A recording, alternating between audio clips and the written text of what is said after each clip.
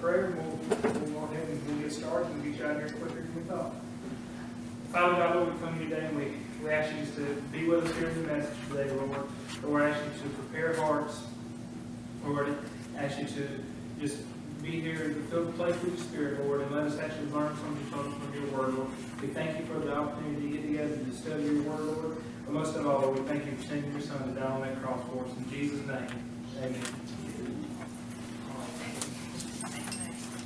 All right. Well, we're gonna pick up and we're gonna finish off Noah. I'm deliberately skipping a section of Noah's story here. We've got a good idea of what happened during the time he was on the ark and exiting the ark. We talked about how Noah finished or how he began. Now we're going to talk about how Noah finished. And we'll go back later on and talk about what happens while he's on the ark. But for the purpose of this study, we're just going to go on to the end of it. So if you've got your Bibles, you'll turn to Genesis chapter 9.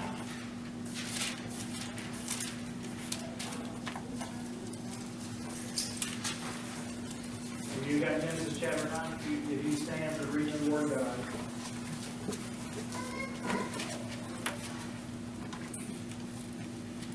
It's going to be in verse 18, verses 18 through 29.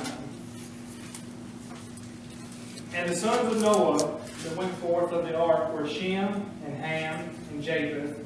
And Ham is the father of Canaan. These are the three sons of Noah, and of them was the whole earth overspread. And Noah began to be a husbandman, and he planted a vineyard.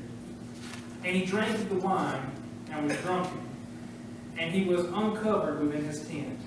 And Ham, the father of Canaan, saw the nakedness of his father, and told his two brethren without.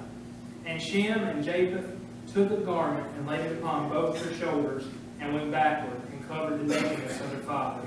And their faces were backward, and they saw not their father's nakedness. And Noah awoke from his wine, and knew what his younger son had done unto him. And he said, Cursed be Canaan, a servant of servants shall he be unto his brethren. And he said, Blessed be the Lord God of Shem, and Canaan shall be his servant. God shall enlarge Japheth, and he shall dwell in the tents of Shem, and Canaan shall be his servant. And Noah lived after the flood 350 years. And all the days of Noah were 950 years, and he died. Father God, Lord, I ask you again, Lord, to fill this place with your Spirit, Lord. Lord, I pray that you'll hide me behind the cross, Lord. Lord, I just pray that the real teacher and the real preacher will come, Lord. Lord, I pray that your word will be proclaimed tonight in a way that will be easy for people to understand. Lord, I pray that we can take new meaning from this as we leave here today, Lord. Father, just ask you to bless the service. In Jesus' name, amen. Let me see. All right. So we left off Noah. What we left off last time, we talked about how big God really is and how much water we were talking about. We talked about how Noah had such a great start, and now we're going to talk about how Noah has a poor finish. Verse 18 says, And the son of Noah that went forth, and the sons of Noah that went forth of the ark were Shem, and Ham, and Japheth, and Ham is the father of Canaan. The reason they're telling us who the father of Canaan is because Canaan is going to play a very important role throughout biblical history. Out of all the grandchildren, he'll play one of the most important roles. But so far we've got Shem and Ham and Japheth, and now we've got Canaan, who's the son of Ham. Now they give them to you in order. They give you Shem, Ham, and Japheth. This is the birth order. You've got Shem as the oldest, Ham is the middle child, and Japheth is the younger child. Then we start looking at the names here. So Shem is the eldest son of Noah, and he'll wind up carrying on the Semitic bloodline. And this is all the Jews, the Muslims, everybody comes from Shem that has a whole lot of importance. You've got Abraham will come from this lineage. Eventually, Jesus will come from this lineage. So This is the Semitic bloodline, which gets its name from Shem. Shem, by definition, means dusky or like, or dusky or the like. So we're talking about the skin color. His skin color would have been kind of olive drab. And this is where all your Middle Easterners will come from the bloodline of Shem. And then we go on, now we have Ham, the second son of Noah. He's the father of Canaan, which he covers already, and the various people which were inhabitants of southern lands. Ham, by definition, means burnt, swarthy, black, brown. Ham and his lineage, they went on. Some of his other grandsons, one of them that will stick out particularly, his name will be Cush. They formed the tribes that will be known as the Ethiopians. Now, today, Ethiopia is a really tiny little country in the top of northern Africa. During this time period, and not very long ago, Ethiopia was one of the largest countries in the world. Ethiopia took up most of Africa. In fact, some places in Africa is still referred to as Ethiopia. I mean, this covered the majority of Africa, a very, very large continent. And this was a huge tribe of people. Now, you've got the third son, and we're still in verse 18 here. The third son, Japheth, the youngest son, he's the third son of Noah, and after the flood, his people settled the coastal lands of the Mediterranean. They spread it up into north into Europe and parts of Asia. The name Japheth translated as fair, pale, hence white. So just with the sons of Noah, with Shem we get dusky, the olive-skinned people, which would make up all the Middle Easterns, or most of them. Then you have Ham, which is burnt, swarthy, or black. He's going to make up most of the African tribes, all of Ethiopia. And then you have Japheth, who most of us are a descendant of. Japheth. Most of us in the room are going to be descendants of Japheth or Shem. Now, we've got, in verse 19 says, these are the three sons of Noah, and of them was the whole earth overspread. So everybody that's living right now can be traced back to one of these three men. And eventually can be traced back to Noah. And eventually can be traced back to Lamech. And eventually, so on and so forth, you'll get to Adam and Eve.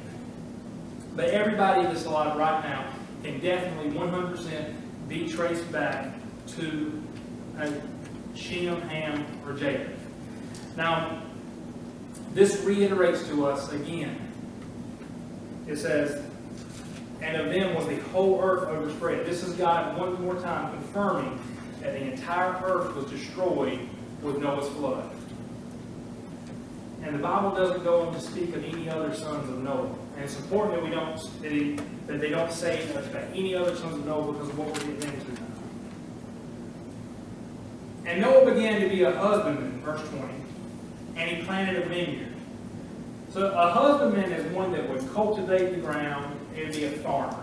This is not just a regular farmer. This is somebody that lives and breathes the crop that they're growing. This is somebody that gets out there day in and day out, and they handle the business of this particular farm. And Noah's farm was a vineyard, and a vineyard takes a lot of importance when we're speaking from the Bible's perspective, because so much was done with the grape at this point in time. So much was done, the making of wine, the actual grapes themselves. We've gone on today to make things like preserves and things like that. But so much goes back to the grape itself, and it's used in many different ways. And it's a good thing. It's a good thing. It's a good job that he had. To be a husband, to be a farmer. It was a noble profession. And he drank of the wine and was drunken. And he was uncovered within his tent. So once we're leaving the vineyard here, we get the first mention of wine here in verse 21. The first mention of wine in the Bible. It says, and he drank of the wine and was drunken, and he was uncovered within his tent. So I want to touch on something tonight. There's a crowd of people, and maybe some of you, that believe that it's okay to drink alcoholic beverage because Jesus turned water into wine. Well, we're going to talk about wine tonight. We're going to talk about what the Bible says about wine, not what Robert says about wine. We're going to talk about what the Bible says about it. And we're going to talk about the definition of the word that's actually used here. In the Hebrew, the word used for wine in verse 21 is yayin. And it means effervescence as fermented. By implication, it means a intoxication. And we get that from verse 21. We can pick that up with the context clues, but the actual definition of the word is talking about an intoxicating beverage. And he drank of the wine, and he was drunken, and he was uncovered in his tent. Now there's another definition, or there's another word that's used to mean wine throughout the Old Testament. A lot of people like to say, well, they talk about new wine in the New Testament and old wine in the Old Testament. They don't talk about new wine in the Old Testament. Well, that's a lie. And we're going to talk about how they do talk about new wine inside of the Old Testament. So there's another word in the Old Testament that's used to describe wine, and it's tirosh. It means must or fresh grape juice as squeezed out, by implication rarely fermented, new sweet wine. So we've got two options and two word choice here that we're looking at. And deliberately, what's used when we're speaking of Noah is the first one, yayin, the wine, the intoxicating wine. So we have these have conversations like now. Just to give you just a little bit of a background of why I know so much about this particular topic. I grew up in a house that made wine. Okay? My father made 55 gallons of wine every year because that was a legal limit that you could make before they start looking at you funny. He made 55 gallons. So the winemaking process was something since from Banks's age that I squished the grapes and I picked those muscadine grapes off the vines myself and squished them. And I learned something about this winemaking process. See, people say that you can't have fermented wine without sugar. Well, that's a lie. And you go to your grocery store right now, you can buy all kinds of sugar-free wines. Okay? So here's the funny thing about a sugar-free wine versus a wine that's got sugar in it. A wine that's got sugar in it will leave you with a hangover. Anybody ever had a hangover because of the sugar that was inside of what you were drinking? That's something good, some chemical knowledge for you. Sugar has that impact on your body in a way. Sugar also makes it more intoxicating.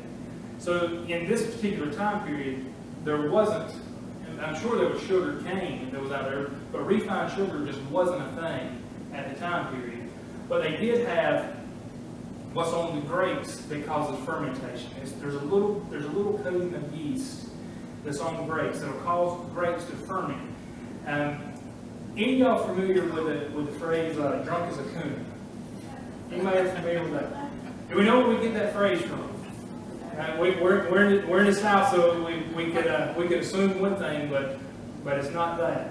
Where we get the phrase from is we've all seen that movie where the red fern grows, right? Well, one of the scenes inside of the movie is there's a coon in the middle of the daylight, a little raccoon, and he's drunk from eating grapes. I've seen it firsthand, up close and personal, where we would take grapes and dump them out because somebody decided to make it illegal to bake coons with corn. So, but grapes were okay. So, according to DNR, we could use grapes, but not corn for a particular period of time. So, me and my dad, we would bake raccoons for coon hunting purposes with grapes because they just got to get their little paws on these things. They absolutely love them. And if you'll put grapes at the bottom of a tree and give them a little water them a little bit, they'll start fermenting. without being squished up. They'll start fermenting without having any sugar on it. And then you get the raccoon will come over there and they'll eat them and they'll get drunk. They'll be drunk. That's where we get the phrase "drunk as a coon" from. Because you'll see underneath the grapevines, a lot of times you'll see squirrels, skunks, raccoons. They'll eat these grapes, and people always accuse them of being rabid. Well, when you see them around the grapevine, they're not rabid, they're drunk. This happens. Their tolerance to alcohol is extremely, extremely low. It's extremely low because their tolerance to sugar is low. And the natural sugars and the yeast ferment the grape into an intoxicating beverage, and it only takes about 48 hours for that process to start. So this isn't it's got to sit there and rot situation. In 48 hours, depending on the right circumstances, this can happen. If the grapes fall off the tree and it rains and they sit in a puddle of water, they're going to ferment a lot quicker. And I get to get the winemaking process whatever benefited me, but him showing me this, we've learned a few things. And one thing that just tickles me to death is when we really start talking about an intoxicating beverage, and biblically, I can have a conversation with my father on it, who has almost no biblical knowledge of the account, but he can speak as a winemaker, and he can tell me what's happening based off of the vernacular that a winemaker would use. He can tell me whether it would have been intoxicating or not.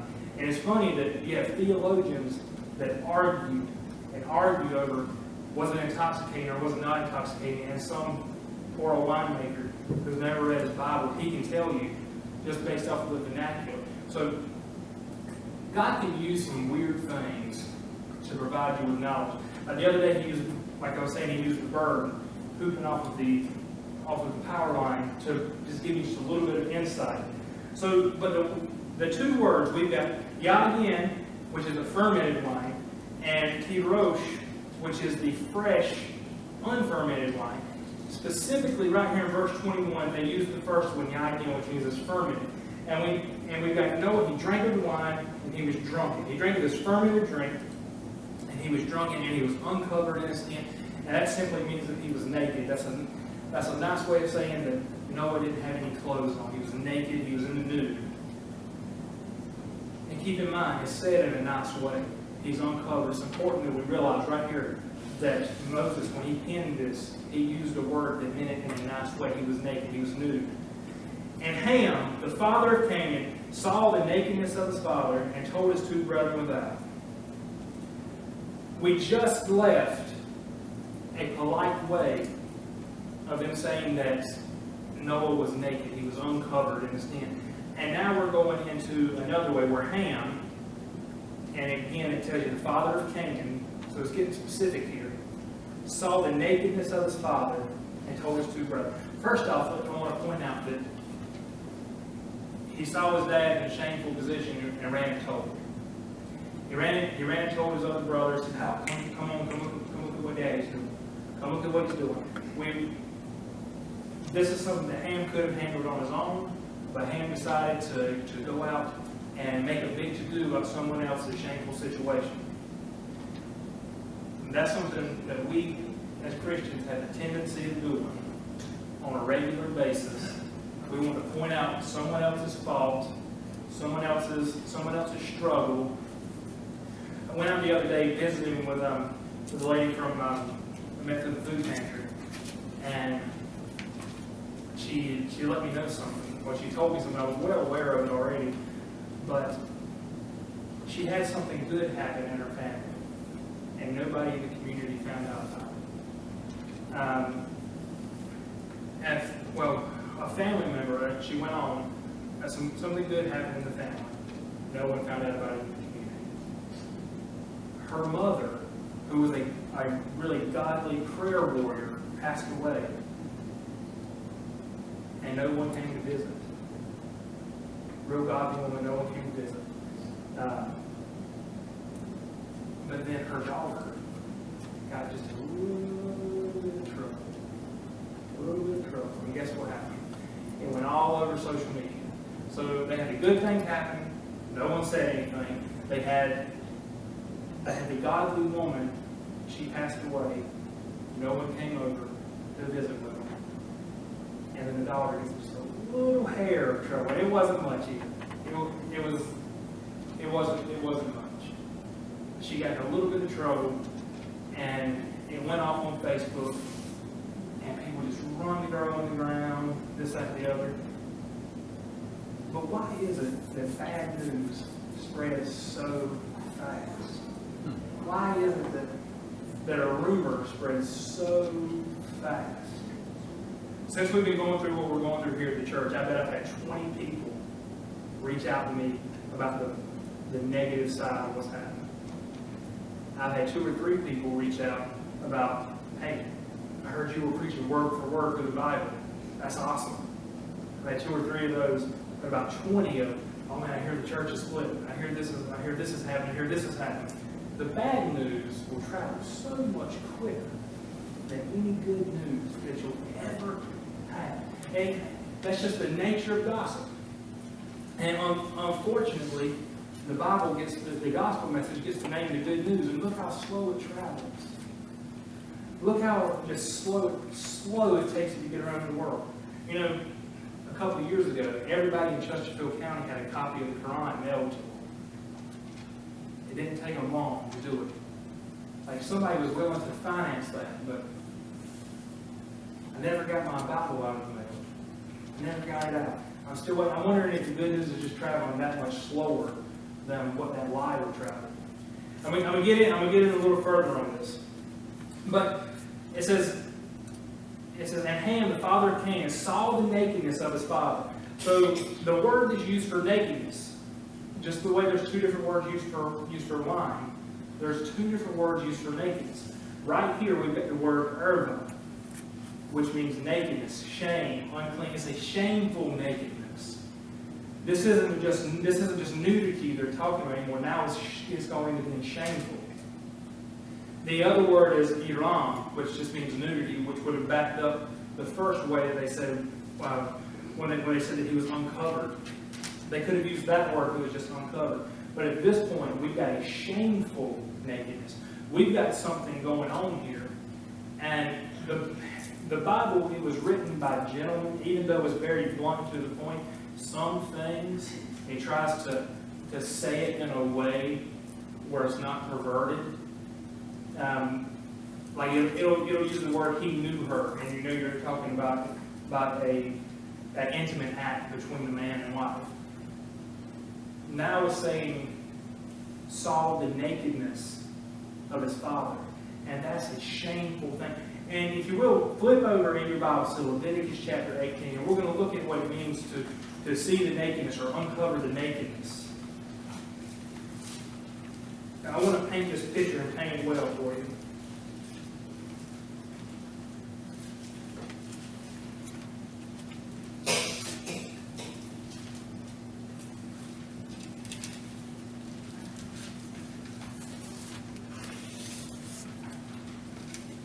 Leviticus chapter 18.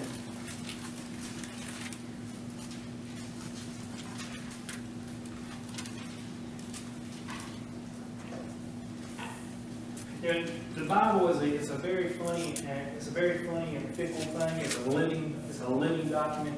It's just as true now as it was 2,000 years ago, as it was 4,000 years ago. The Bible it's true. And theologians, they like to do something. They like to say if it doesn't specifically say, we don't really know. And we don't really know what I'm fixing to tell you if we're looking at specific. If we're looking specifically actually saying something. But if we'll look at our context clues and look over here at the same verbiage that's being used by the same author, we can get a good idea of what's being talked about inside of Genesis. So Leviticus chapter 18. And the Lord spake unto Moses, saying, Speak unto the children of Israel, and I say unto them, I am the Lord your God. After the doing of these things, well, I'm going to skip something. I'm going to skip all the way to verse 19. I got to write my notes to skip, but I decided not to. All right, verse 19. Also, thou shalt not approach unto a woman to uncover her nakedness, as long as she is put apart for her uncleanness. Moreover, thou shalt not lie carnally with thy neighbor's wife, to defile thyself with her.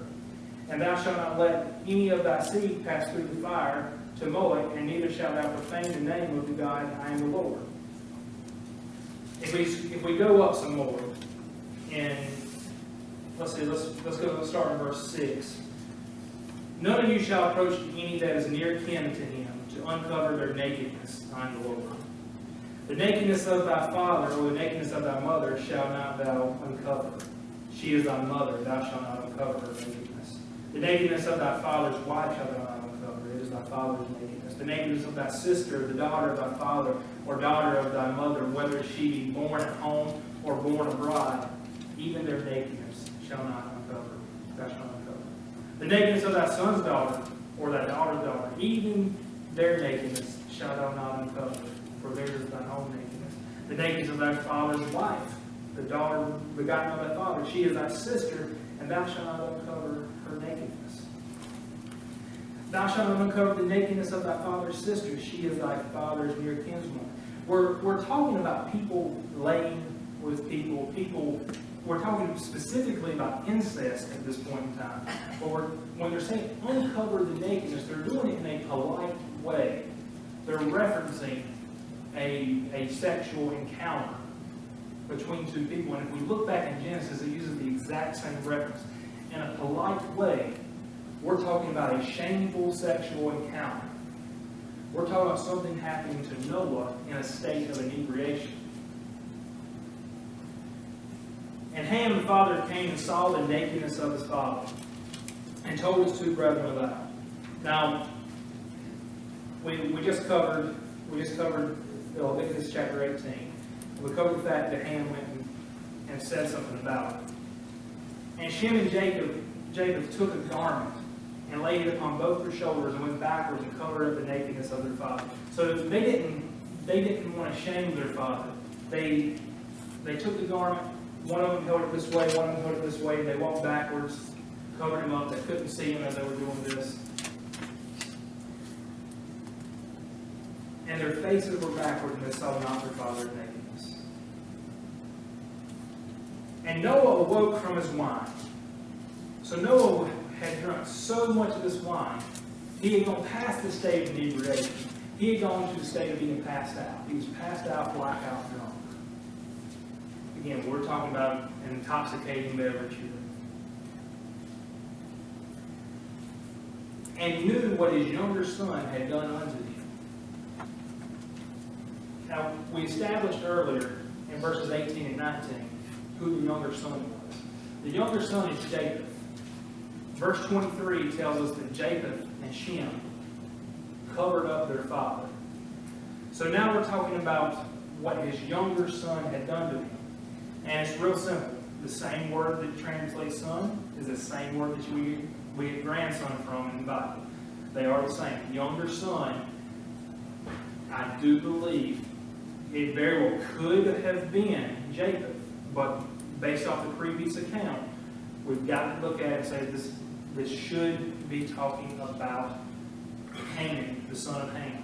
That's the other reason we have Canaan, the only grandchild that's mentioned so far, as one of their children. We've got now the younger son, and knew what his younger son had done unto him. So he woke up from this passed out and drunk, and he knew something bad had happened to him. He knew exactly what had happened to him. He knew what his grandson had done. Now, at this point in time, we've got a couple of things to happen. We can't really just point the finger at Canaan and say, Canaan, you were bad. You did some homosexual behaviors. You can't just point the finger at Canaan.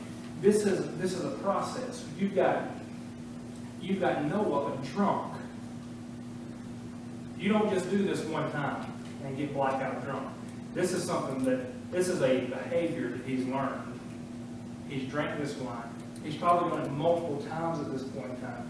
His sons have seen this wine, seen him drinking this wine. We don't know how much time has passed, but I imagine at least Canaan is at least in his teen years, maybe a little older. but he's got a bad example coming from his father and a bad example coming from his grandfather. But Noah started off with it. Noah started off in God's good graces. Noah started off perfect in his generation. And he said, "Cursed be Canaan." So now we established that he's talking about the younger son. Theologians still argue over, is he talking about Japheth, or is he talking about Ham, or is he talking about Canaan? It can't be Ham, because Ham's not the younger son in any situation.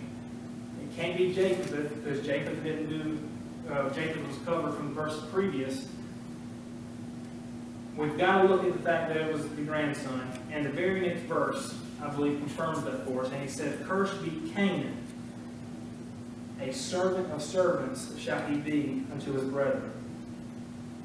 Now, this is a real fun part of the Bible, because you get a lot of your false doctrines from out here. You get a lot of people that teach that this was a mark put on Canaan. This was a mark put on him that would make him black, and that we would be able to identify him. He'd be a servant of servants. People say, well, this is why black people were enslaved in America. We like to say things when we don't know what we're talking about a lot of times. But he says this is a servant of servants shall he be unto his brethren. This is not the black curse. And how do we know that? We know that because Ham, when he was born, he was given a name because he was burnt, hot, black, brown. There's some other words that were used to describe him, but these are the words that described him when he was born. He was born this way. Cursed be Canaan. Another thing this is not saying. This is not saying that the Canaanites could not be saved. And we know that for sure because of Rahab the harlot. Rahab the harlot was a Canaanite. Rahab the harlot, because of her faith that she had in God, she was able to help save, being an ancestor of Jesus Christ.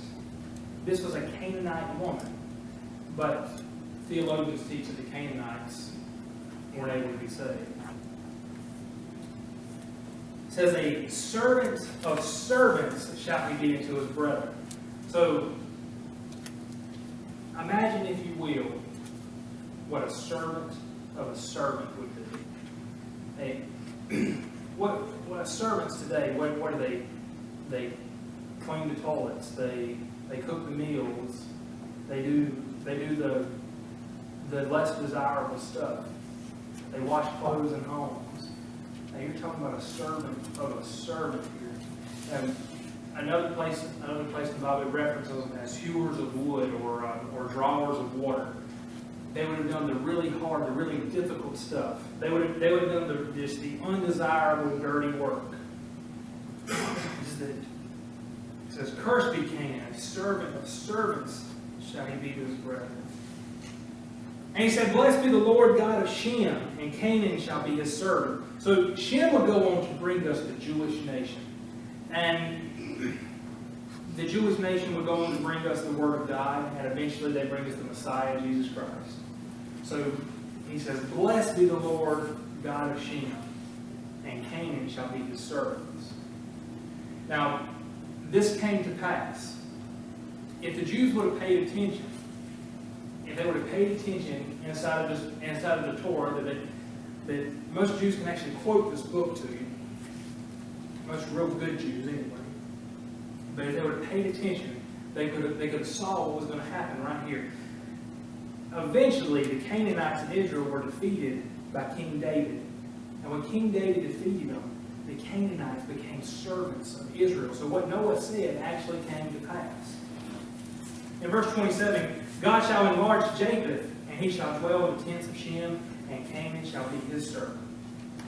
This is really where the Jews need to pay attention at.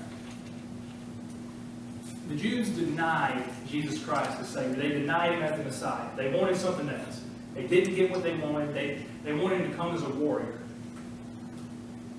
But inside of the Torah, if they would have read it, they would have realized that Japheth would be in their tents later on. And what it's actually telling you here is that Japheth would be enlarged. And if you look today, even today, this very hour that we're at right now, the descendants of Japheth have been enlarged. And look at how small the nation of Israel is right now. Look at how they depend so much on the lineage of Japheth, on the Gentile nation. And what eventually happened was they denied the Shemonites, they denied Jesus Christ. They denied the Messiah. Of course, we know that the Muslim side of it denied it, but even the Israelites, they denied Jesus Christ. And they no longer get to take part in that. They can if they repent, but it was then offered over to the Gentiles. It was going to happen all along. This is the plan from the very beginning, and nobody, he just says it to them. He says that he puts a curse on Canaan. He says that God shall enlarge Japheth, and he shall dwell in the tents of Shem. So these tents of the Israelites, of this Israelite nation, is exactly what he's talking about. And Canaan shall be his servants. And again, you even look at it today. There's not a place around the world that doesn't depend on the lineage that came from Japheth.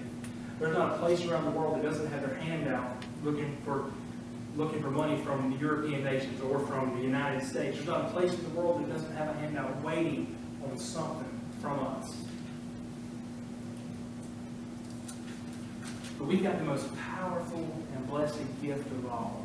We've got the Word of God. And it still doesn't travel fast even with this blessed nation. One thing I can tell you, if you watch people carry the Word of God to these foreign countries, when it gets there, it travels. It goes quickly. You have people coming by the bukus to get saved. But over here, the place has been blessed. Our blessing eventually has become cursed. Our blessing has gave us complacency. Our blessing has gave us what I like to call the Jesus vaccine. Where we've heard it so much and so much and so much, we don't know what to do with it anymore.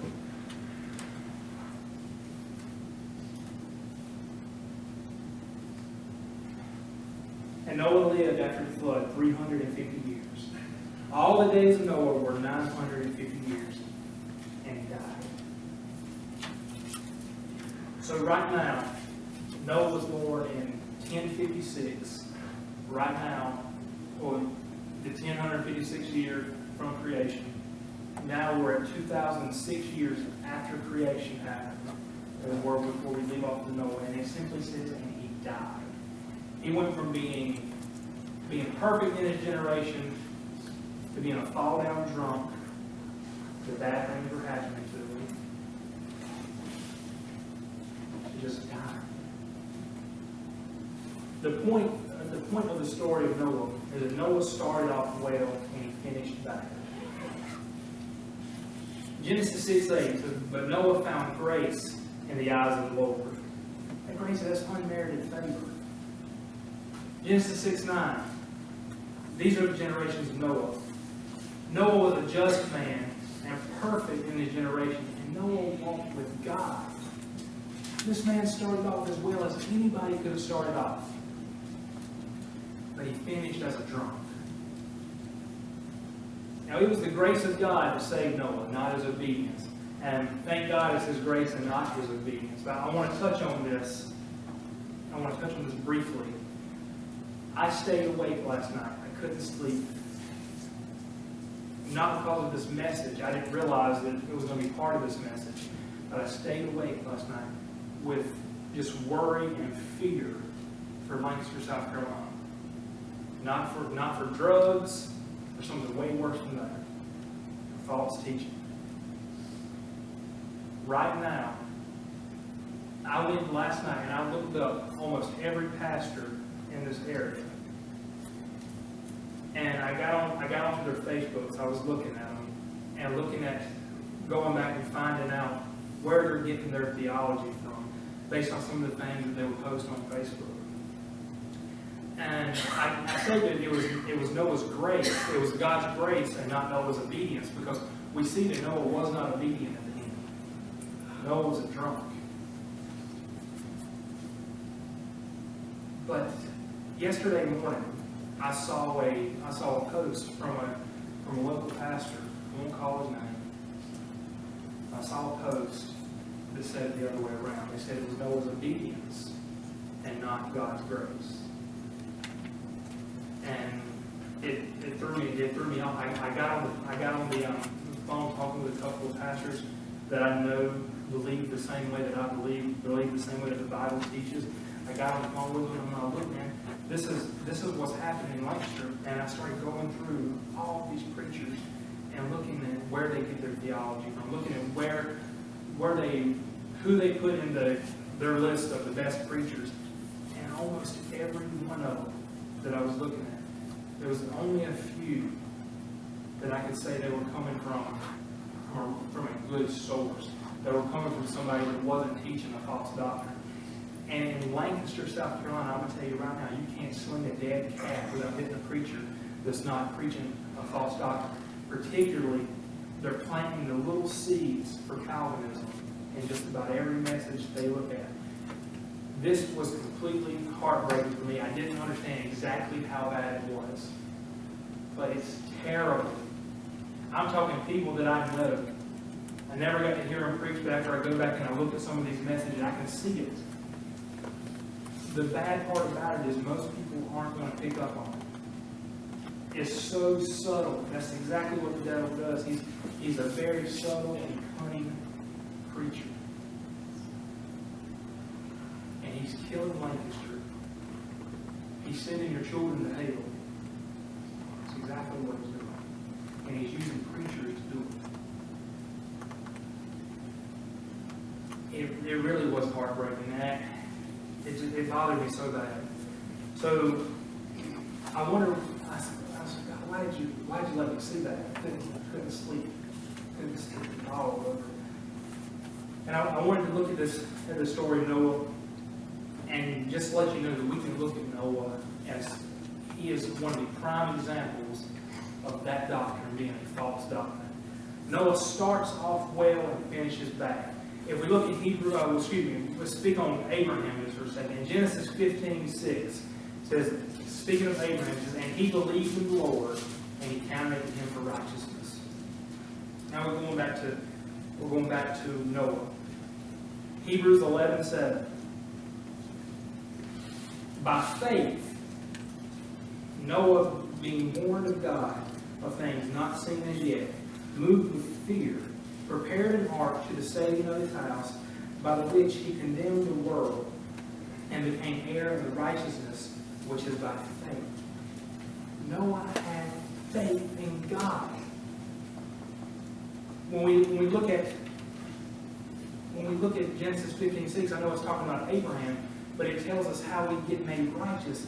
And he believed, he had faith in the Lord, and he counted him for righteousness. Noah had been made righteous long before Noah failed.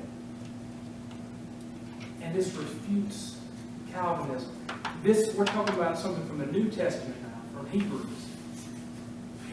He puts Noah right inside of the faith chapter of those that had faith before the flood. And this refutes Calvinism. Calvinism teaches that you got preserved to the end. Based on Calvinism, Noah will be in hell right now. This stuff's addictive. If you touch it one time, you're going to do it 4 more times, I promise. But the other doctrine that's being taught around here that piggybacks is almost like a hyper-Calvinism. That once you're saved, you don't have the ability to sin anymore. And that's being taught in your churches around here. Some of these people that left the church recently, guess what? They're running to a church that's going to teach a false doctrine now. Specifically, they're running to a church that's going to teach a false doctrine. These are your friends that are running. They'll eventually take their children, or eventually take their grandchildren, and they'll buy into a false doctrine. They'll buy into a false Jesus. But the story of Noah just refutes Noah sinned as good as anybody did after he was found righteous. Abraham sinned as good as anybody did. David sinned as good as anybody did. Salvation is not a work of man, it's a work of God.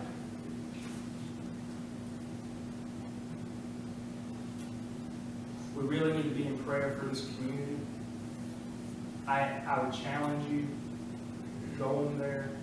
A lot of you are friends with these preachers, and look at what they proclaim as good preaching. Look at where they're getting it from. And go back and do this research on your own. Don't depend on what you hear on Wednesday night here. Go back and do it. Go back and study the Word of God. There's preachers in this community right now that will openly tell people that their congregation is too stupid to understand what they're preaching when they're preaching these false doctrines. They'll use the words too stupid. So they teach the false doctrine instead of teaching the Bible the way it was meant to be taught. The only thing that makes anybody stupid is if you don't go back and look it up for yourself. If you ever take my word for it, then I'm going to tell you that is stupid. Don't take my word for it. Go back, do the research. Look up these things I'm talking about. I'm telling you, it'll change your life. It'll change the way you look at God. Dear Heavenly Father, Lord, just thank you for the opportunity to give me today to get up here and to tell the story of Noah, Lord. Lord, I just pray that I won't be like him, Lord. I pray that I'll finish well, Lord. I pray that everybody in the room here will finish well, Lord. Lord, I just pray that I'll never lose my testimony in this way, Lord. But Lord, I'm thankful that if I ever do, Lord, I'm thankful that no matter what I do, Lord, that you love me, and the blood of your Son has already paid the price for me, Lord. Lord, I thank you so much for that. Lord, I know it's nothing that I do. It's all in what you did. In Jesus' name, amen. Please go look up what I'm talking to you about. I'm not just saying it to hear myself. I'm not saying it to run down a preacher in town. There's some good preachers around here too. I'm going to tell you, we just had a good one leave us here. We had one of the best. There's a good one down the road at Antioch. And I'm telling you, I believe wholeheartedly that God had a plan to move Eric from here. Because I know Eric preaches the gospel, and I know he's going to preach it at a new place. I know they got a chance to hear sound doctrine from somebody that's not afraid to give it to them. And the church doesn't realize how lucky they are if you've got somebody that'll do that. Eric needs to be on this prayer list. If he's not on there already. Is he on there? I don't even know. All right. He needs to be on here, but Lancaster County needs to be on here. And some of you know what I'm talking about. Some of you come from those churches that are doing that. It's way worse than what I thought it was. You know, I really and truly believe God had a plan when He brought my family and your family here at the same time. Because I've gone back now to study this more and more and more and more, and it's become sickening. If you just look in this area, just this area, I don't know what it is, but it's being, I don't know if it's something in the water here or what, but this false doctrine is running wild through Lancaster County. It's terrible. Y'all, go look that stuff up, please. Mr. Bob, will you dismiss us in prayer?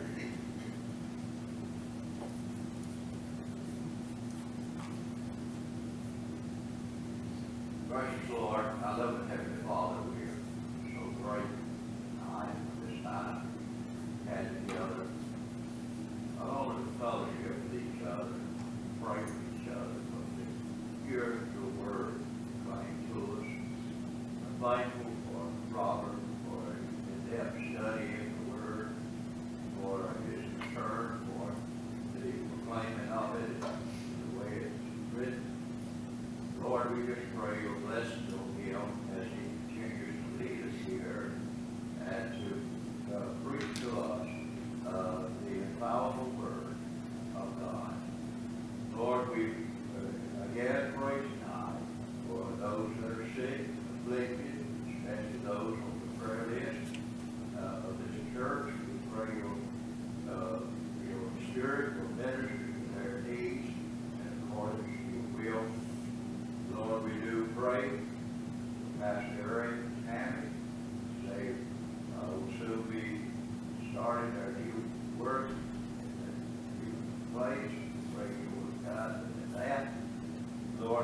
pray for Lexington County.